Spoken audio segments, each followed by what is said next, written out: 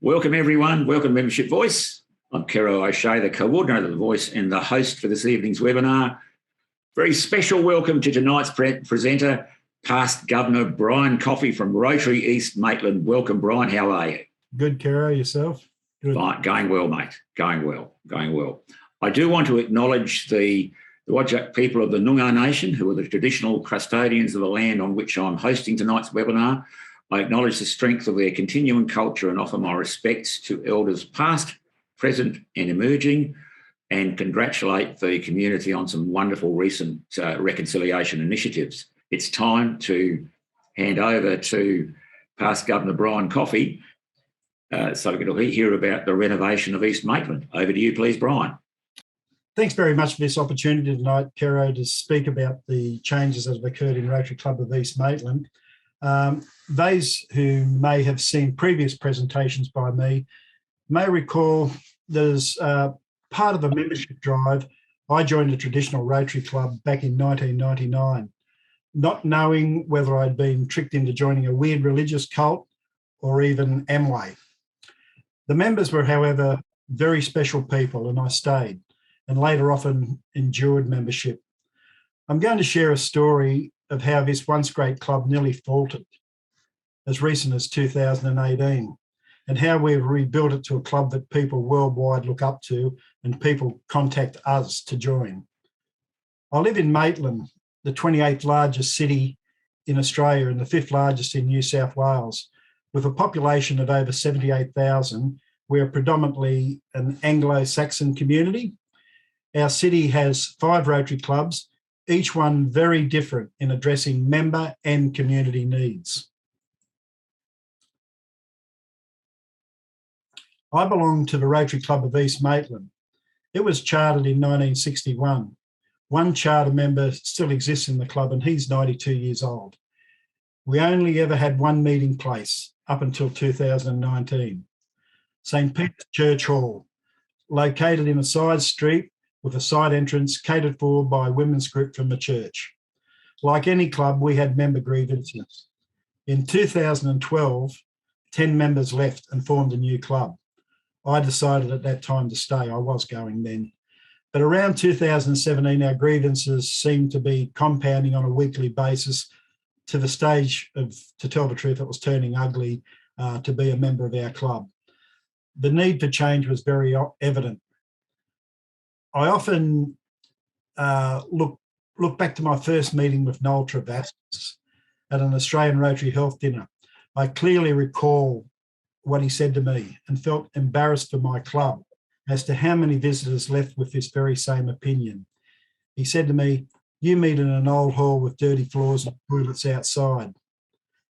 As a district governor, I had minimal contact with my club, and I was unaware that those grievances seemed to be compounding and they were getting out of control. And in 2018-19, the Rotary Club of East Maitland had 38 members. But at one of my rare visits to the club, as I was a district governor, it was announced that the charter would be handed in, as we were unable to fill all the board roles that year, and there was no president or board for 2019-20. I reacted immediately and I offered to be the president. However, an objection was received, and the objection was it was against the timing specified in the Constitution. In response to my offer, I wrote a letter to the president of my vision. I also had 11 conditions of being the president of the club, straight after being the district governor. The members accepted those conditions and the president started with a venue change, which was only a narrow win on the vote to change our meeting place. Today, most of those 11 conditions have been achieved. I believe if that venue change had not occurred, the club would have probably split up once again, with up to 18 members leaving. I would have been one of them. Whether they would have stayed in Rotary, who really knows? Who knows? The venue change was a start. At our church hall venue, we had a head table, and then we sat around fold-up plastic tables on plastic bucket chairs and served our own meals on trays handed out from the kitchen. Meals regularly consisted of a white meat and veggies most weeks, and the cost was only around about $20 or sometimes more if we had desserts, if we had extra things on, like at Christmas time or special occasions. We had a minimum attendance we had to pay for, which was 26 people, and towards the end, too often we never achieved that figure. Some members regularly complained of the food. Personally, I returned or left mine on occasions as well. The bonus there was that we had our own drink fridge. During the meeting, we had a 10-minute break, and in that time we packed up the tables, had an opportunity to go to the toilet, and we set the chairs up to await our guest speaker. We really had a very structured routine, and it offered very little flexibility. And I was experiencing this as a district governor from touring around all those other clubs and seeing what they had. So what we done, we had the vote, and as I said, it was a narrow win, and we moved to a modern venue at a popular local hotel. There we were given a private air-conditioned room. We had LED screens for our TV, meal selections straight off the menu, and you get the second meal for $10. There's even a need not to have a meal. You don't have to have one. You can still come in, and we have drink options. It's more expensive, but at least it's legal now. And meals now generally cost under $20, and you can choose if you want one. Yet some of the members still complain. The venue offers us a high profile, as we can exhibit our Rotary banner outside the glass windows. And through those glass windows, dining room patrons can see a crowd, and fun is always evident. We can also commence meeting if there is a large crowd and meal delays, as the seating is static, we don't have to move around. When we decided to change venues, 5 members resigned over that decision. And the distance difference between the 2 venues was 2 kilometres. We lost another 3 members at the same time, but they 2 moved to Melbourne and 1 moved to Newcastle, right away from Maitland. But the difference is we now have members stay back in the venue and have the occasional social after the meeting. But one thing I do know is that our club has changed. In our first year, we inducted 12 new members, and each year since we've inducted 5. And we have a retention rate of 89%. In 2018, I developed a colourful and professional range of district resources. Our club aligns with those in our public image, with personalised graphics and artwork. Our branding, from letterheads to badges, banners, shirts and trailers, conform to guidelines, and we have brought everything up to current requirements. When COVID hit, we immediately swung into Zoom, and we adapted to it quite well. To tell the truth, I don't think e-clubs have anything on us at all. I don't know if there's anyone from e-clubs here, but we do quite well at it. We've been able to attract local, national and international speakers, regardless of time zone differences. They've all agreed to come in and speak at our club. Our club has developed certainty. Members at all levels are engaged. And I already had this on my notes, but I heard Jessie Harmon mention it last week about walking the talk. She must have seen my notes, because at East Maitland, we walk the talk when it comes to fun, certainty and pleasure.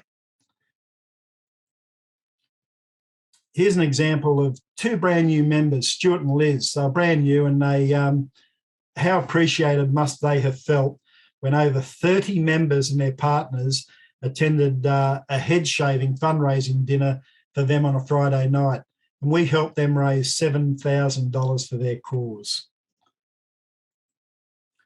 We do so many varied activities. There's something for everyone. You cannot say you're bored at the Rotary Club of East Maitland. You don't have to do them, but we confidently promote ourselves as people of action, and we have over 50 countries following us on Facebook. Our half-yearly and yearly reports are a hit on the public image page and on our own Facebook page. I believe we are copied in many districts now throughout the world. And I see that off the public image page where people ask to copy it. The connections and love spread to our district governor, Amanda. That's her laying down across all the chairs. She felt right at home on her visit, and I know that we're a club that causes no concern for her. And I've also got our area governor on here tonight, and I don't think we give her any concern either. Surveys have shown that members stay in Rotary for friendship rather than service. The Rotary Club of East Maitland prioritises friendship. We know that the desire for service follows with exciting new ideas. That's a slide I got off Jennifer Jones, by the way. The growth in our club comes from our personal connections. A Greek cooking class, barefoot bowls, Melbourne Cup celebrations, the Still Day connection with past youth exchange students, or art classes with a sip of wine. Whatever we do, members engage and they enjoy the friendship of their club. Our membership is encouraged by our community service of varied projects and programs and our public image. Our projects can be ruled through, you can see there, a Rotary Australia World Community Service project in Papua New Guinea with the Green Hills Club, the Rotary Oceanic Medical Aid for Children project with Charlie in Vanuatu, the Rotary Australia World Community Service and a District Foundation grant has enabled our club to have a project in Cambodia for toilets and education and empowering girls, and through to a virtual walk around all the Aboriginal lands of our new district that we're going into after July the 1st in New South Wales. And that was to raise funds for polio. Or it can be as simple as an environment land care vision to regenerate a bushwalking trail. What we do, we interrogate the members, we listen to them, we encourage them, and then we support them with their passions. And it's proved very successful for our club. We work hard with our community connections. We have Rotary Australia World Community Service and club storage at a disused police station. In return, we support all police initiatives and youth and crime in our community. They are now interested in expanding this for drawn-out investigations in the field or emergency events where they're going to look at using our catering van. We have a New South Wales State Government Community Building Program grant for our catering trailer, which is that big, large white trailer in the middle of the photo. We work with local sporting bodies for social events and fundraising, and likewise with businesses for major fundraising events. As a result, many members of East Maitland now refer to our club as family. The term friend is common in conversations. We support and encourage each other to develop.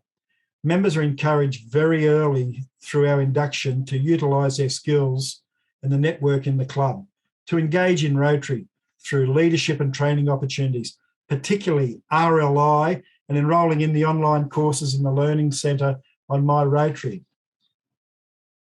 Our club is respected. Members are very prevalent on district committees. RI has recognised our club for 3 consecutive years with citations. Within the district for 2 consecutive years, we've won an award, and we are very good supporters of the Rotary Foundation, Australian Rotary Health and Rotary Oceanic Medical Aid for Children. We're also leaders in Rotary Australia Benevolent Society projects. Our community and service engagement has been recognised and rewarded by the Foundation and state government. A big feature of our board is our leadership, with support and belief in members' abilities. Committees have been totally turned around in our club. Once we were very long time serving member heavy. In the period 2013 to 2015, you can see circled there the total years service of our committee in those years was in excess of 200 years. In 2019, I stepped in, and one of the conditions I had was that I'd only have members on my board with less than 5 years service, and a couple of necessary mentors to make sure I had the support around me as well. And our years service had halved. You can see in 2019, we're down to 104 years service. Next year, due to the confidence and ability of the members, the board will have 30 years experience. I've been in Rotary 22 years, so you can see I'm not on the board next year. This will bring fresh energy, new ideas, and continue the dynamic direction of the club. Remember in 2018, we could not put a board together. Now at East Maitland, you nearly have to get in a queue to be a leader or on a committee. I couldn't think of a healthier club environment to be part of.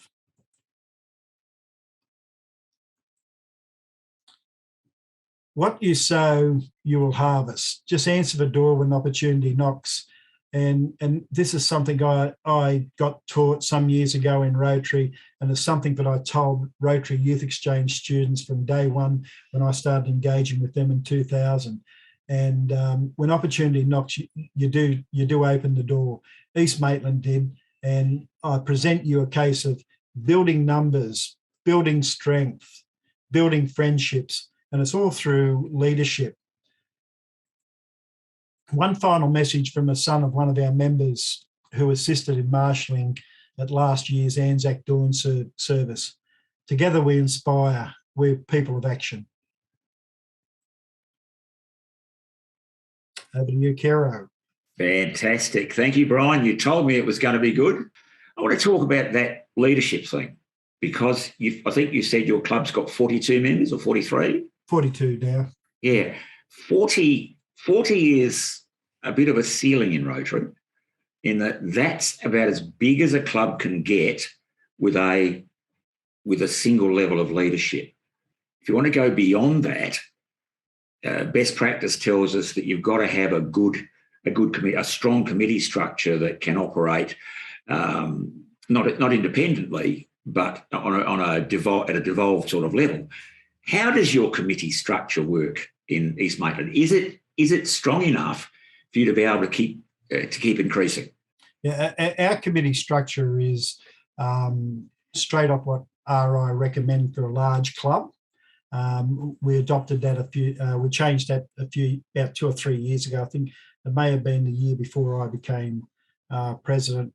We took the structure that RI recommend, and we have, like at the moment I'm the service director, and underneath me I have youth and community service and all the subcommittees underneath me. But it's we're still learning with it, I think, because there are new members. We're probably fairly fortunate in most of our new members have got either business backgrounds, high-level school backgrounds as former principals of schools and things like that, which they are used to working with those larger numbers. But we're fairly confident. It's just a cooperation and the love for each other, to tell the truth, in the club. We'll get through with that level. I don't know if we'll go much larger than our 42. We haven't set ourselves a goal that we want to be up at 50 or 60 or anything like that. We just welcome anyone as they come along, and we lose a few along the way as well. We lose some, but we do have that retention rate of about 89%. But we're just following the RI one and common sense, I think, with a lot of our decision making. And I know it was a club once, I'd seen board meetings that actually, in my day in my club, that broke into fisticuffs, and that doesn't occur in our club anymore. It sounds like you're doing a lot of things right. I've got some questions here, some more questions. Barbara Mifsud, our wonderful regional membership officer, is with us tonight. Barbara has a question for you. Over to you, please, Barbara.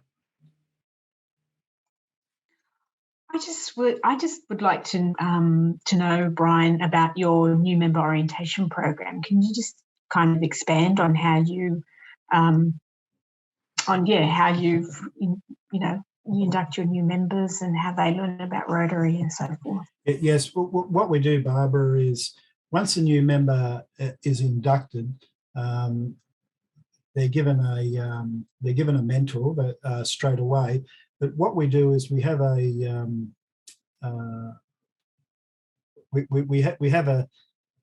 night where they come along, an orientation night where they learn about Rotary, and we do it in 3 segments.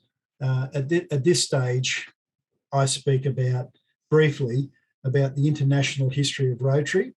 And I started at the top. I started at Chicago and I worked down. And then we handed over to another member that speaks about the district level. Now, I'm very brief on that. I'll let them know that they're part of an international group, how many people we have, but they're part of Zone 8. And they get a picture of Jesse Harmon, and then I tell them that there's districts and they're part of a district. Then it's handed over to a member who speaks about district and some of the opportunities that the district has. And then we go down to the club. In the district, we speak about the district governor, and then so they learn what a district governor is, what an area governor is, and then down to the club level. It's all done very informally over drinks and nibbles. Very few people there. We don't invite the rest of the club there. It's only those persons and those who are necessary to be there. We held one the other night at our house, and we had 3 other people come along so that they can take those roles over from us, that they're learning those roles. But what we've always asked as we've developed this, did we teach you too much? Did we throw too much at you? And most of them say no, but we do tell them, that in their first couple of months of Rotary, they probably don't need to know about international and district things just yet, but we tell them that support's there. But so many of our members, we encourage them to get in to My Rotary and the learning and the RLI, and they come back and they say, what we told them at that day equipped them so well to go to RLI. And we only receive positive feedback from it because we get the positive feedback, we have continued along that line. But it's not a long night. It's I think internationally I probably covered that area in 3 to 5 minutes. District's probably covered in about 6 or 7, and then another 10 minutes on the club. It's a fairly swift process that they go through. Thanks, Brian, and thank you, Barbara. A question from Don Clements about the club network in Maitland. Over to you, please, John. Thanks, Caro, and great stuff, Brian. Sounds impressive. Thanks, I'm actually a member of an E-club. To answer that question you posed right at the start, how are the other clubs in Maitland? You said there were 5, I think. How are they going with all the stuff that's happening in your club, and just succinctly how are they going numbers wise, etc., etc.? Yeah, we have 5 clubs in Maitland. As I said, we're a town of 78,000 people, and it's the fastest growing regional town in New South Wales. Now, I personally believe there's room for a 6th club.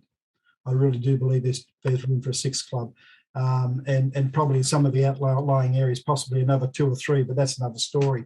But there's 2 morning clubs and 3 afternoon clubs. We all meet on different days. Every club has a different focus and a different area that they attend to in the community, with their own personal connections. And every club is strong. Every club is strong in membership. I think most of them have got over 30 members in them. There's one club that may have faltered down a little bit below that, but the other clubs are quite strong and very, very much part of the community. And we're fairly fortunate. I've got the area governor on here, Christine Wormsley. Hello, Chris. She keeps us all locked in together, and we just had 100 years of Rotary, and that was the first time in a long time that those 5 clubs came together and done one project together in tree planting in the area. But they're not 5 clubs that eat out of each other's pockets whatsoever. But we are clubs that will share resources with each other if need be. If anyone needs equipment, we run 3 graffiti removal trailers in the area, and as a district governor only a few years ago, I saw each of the clubs as strong clubs and not faltering at all. They do need, each of them all need new fresh members coming in. And some do come to each of the clubs that they are attracting members. I don't know if they do the membership pushes as big as what we do, but when we do a membership drive and it's simply getting our own members, to give some names, and then my wife's the membership chair, and she sends out all the invitations rather than you having to do it yourself. And it might be a call, hey John, someone's recommended you, and would you like to come and do our meeting? And we generally get anything 6 to 9 members come along and have a look at our membership meetings, and we get a very high success rate out of those people wanting to join, to tell the truth. Thanks, Brian, and thanks, John. I do have a good question coming up from District Governor-elect David McPherson, but I just want to make an observation at this stage with your area governor being here. And I'm wondering whether Maitland would be a red-hot opportunity to try out the model that they operate in the city of Kingston in Canada, where the AG's group has a number of functions like membership and whatever that they share between them. And last year they saw a cross-cluster growth of 49. Every club grew. Central club grew by 35. So I'm just wondering, just thinking out loud there, but perhaps at this stage over to District Governor-elect David to ask a question about discussions with new members. Over to you, please, David. Thanks, Caro, and thanks, Brian. You're obviously doing something very good with regard to membership retention.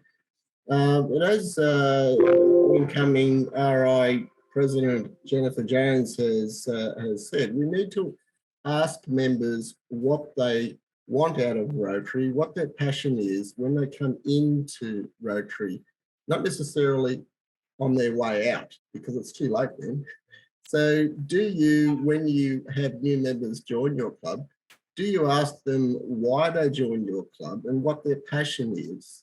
And then after that, do you then let them go about fulfilling that passion by giving them roles within your club, such as running with a project that really interests them? Yeah.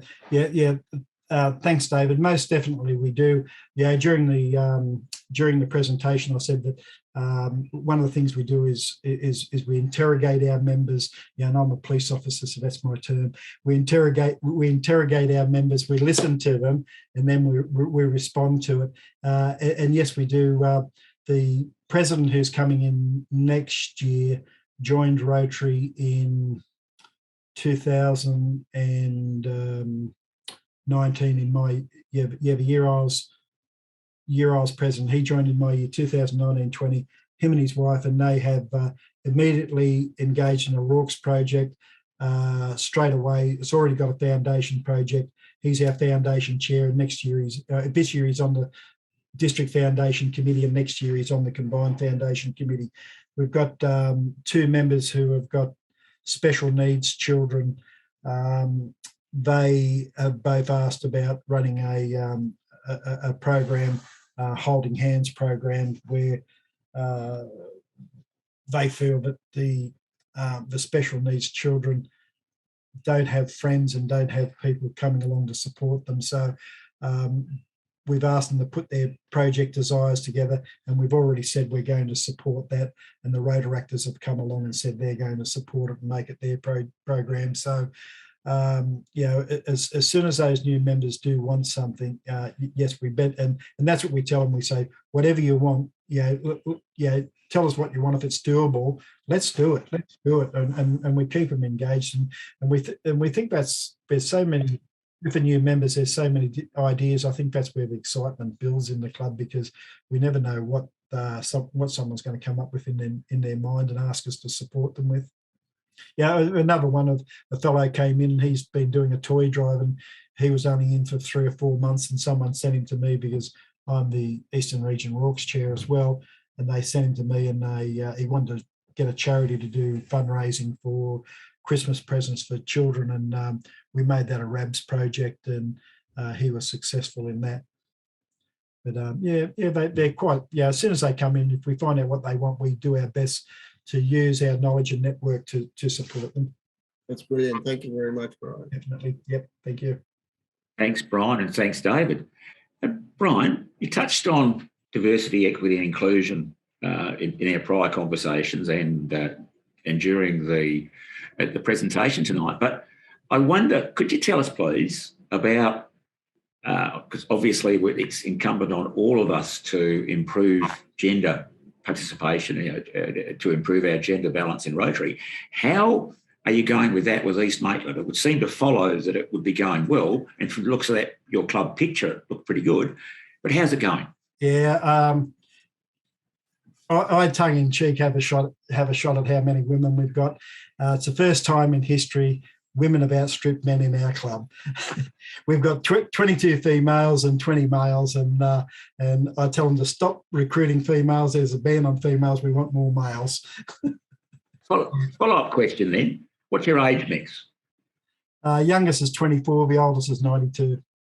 Okay. I want to ask you about something that we've shown, that all of our best practice studies have shown to be really important, and that is enthusiastic and proud leadership. In other words, leaders who are enthusiastic about their Rotary and are proud to tell people about their fellow members. How important is that with East Maitland? It's the funniest atmosphere I've ever struck in my club, where you can walk into a meeting and, yeah, we've got members in the club who say, "Oh God, this is our night out. We're so happy to be here." And I look at them, I said, "You got to be kidding, coming to a Rotary meeting." And they said, "No, we love it. We love it." They said, "We're here with all our friends and we're having fun." And they get excited about coming to Rotary. And these are people who are the same age of me, husband and wife team, and they treat that as their night out.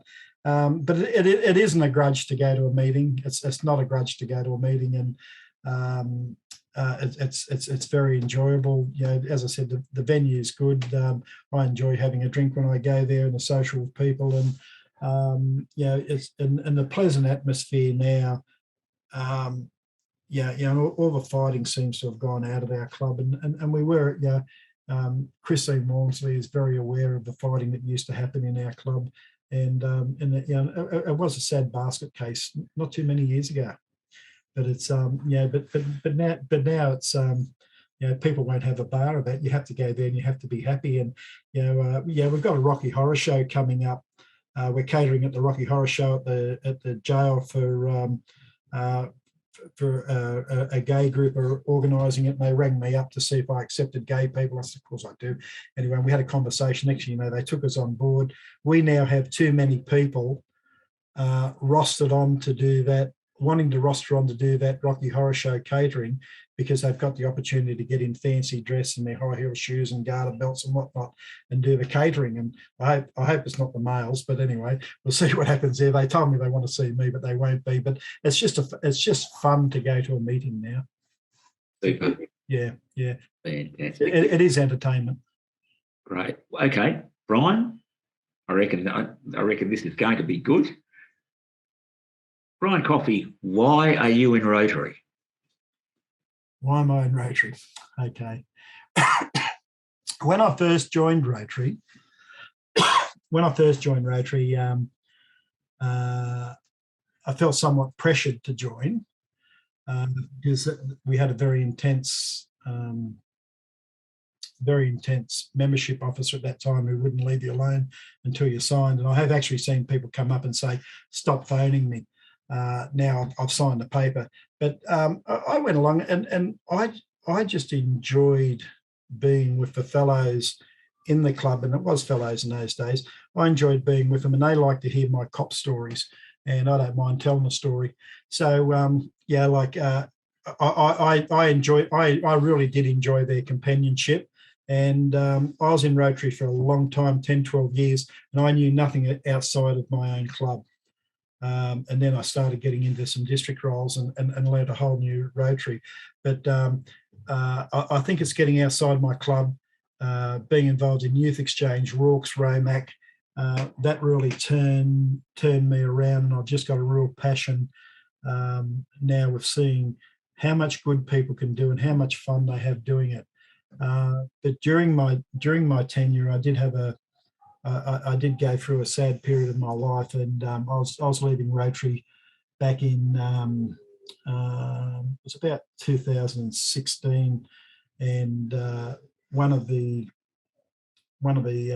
district governors, Adrian Roach, sent me down to Future Leaders in Melbourne. And when I went down there, our tutor was Jennifer Jones, and just sitting through Jennifer Jones. Yeah, and I got dragged down there. I'm telling you, I got dragged to Melbourne. And I got off the tram that afternoon, and I met my wife in the middle of Melbourne, and I said, I'm going to be a district governor. And she said, hang on. She said, what's bloody happened to you? Anyway, and she said, they dragged you down here and now you want to be a district governor. And I said, I met this lady today, Jennifer Jones. I said, and I started talking about her, and I said, she told us to go, everyone's got a story, go and tell it. And I started going out and telling my story then about Charlie, the little boy from Vanuatu and Romac, and the acceptance and love and the caring of people in Rotary. So many genuine people who actually have an interest in you, and it turned my life around. It changed it. I 32 years as a police officer, and you don't often find people who have got that much interest in your life. So it's a great people, just caring people. And as a district governor, I just went around and it just grows. You just see so many good people out there doing so much good, and each club's so different, yet every club does so much good. It was just amazing. And now let's give Brian a big round of applause for a fantastic presentation. Well done.